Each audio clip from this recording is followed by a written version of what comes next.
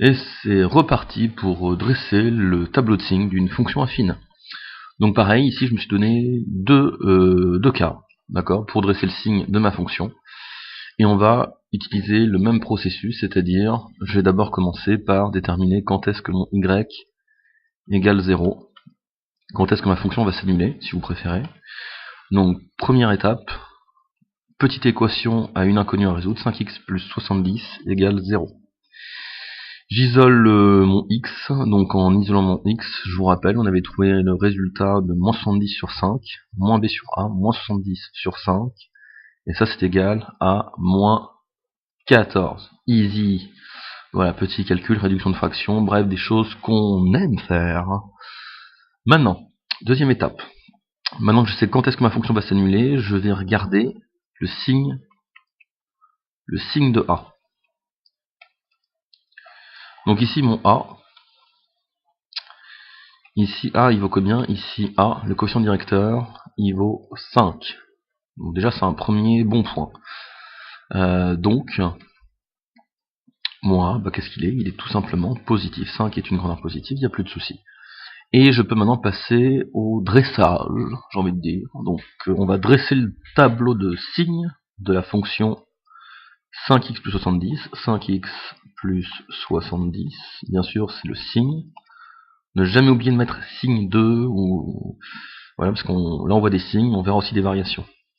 Donc x, ça va de moins l'infini à plus l'infini. Nous avons une valeur centrale qui est x égale moins 14. Moins 14, ça c'est important. En moins 14, le x va annuler ma fonction. C'est ni positif ni négatif, c'est nul. Mon a est positif, donc je finis toujours par le signe de a, c'est-à-dire qu'ici, à droite de moins 14, toutes les valeurs seront positives, et à gauche de moins 14, toutes les valeurs seront négatives. Voilà. Deuxième cas, un peu plus tendax, parce qu'il y a du signe à gérer, mais ça va le faire. On va commencer avec y égale 0. Voilà. Quand est-ce que y égale 0? Et c'est parti. Moins 8x moins 1 égale 0. Donc ici, je me retrouve que x est égal à moins b. Donc ça me fait du moins 1, moins 1 sur a, moins 8. Petite règle des signes, j'ai 3 signes moins.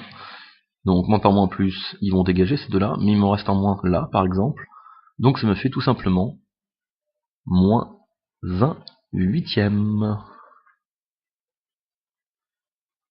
Hop, moins 1 huitième. Voilà. Oh, c'est stylé, c'est bon ça. Moins 1 huitième. Ok. Donc j'ai fait la première étape. La deuxième, ça va être donc maintenant d'aller checker le signe de A, signe de A, le signe de A. Donc pour checker le signe de A, pareil, il faut juste regarder ce qui se trouve dans la fonction. Quel est son coefficient directeur? C'est moins 8. Donc ici, A égale moins 8. Donc mon A, il est négatif. À partir de là, on peut passer au tableau de signes. Donc j'ai mon x ici, tous les x disponibles, et sur ma ligne qui va être juste en dessous, ça va être le signe de moins 8x moins 1.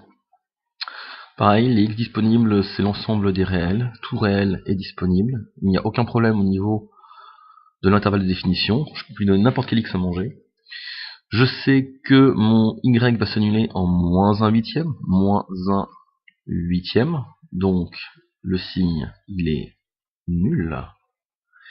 Et moi il est négatif, donc je finis par un signe positif. À droite de moins 1 huitième, j'aurai un signe, un signe négatif, et à gauche de moins 1 huitième, j'aurai un signe positif. Et voilà.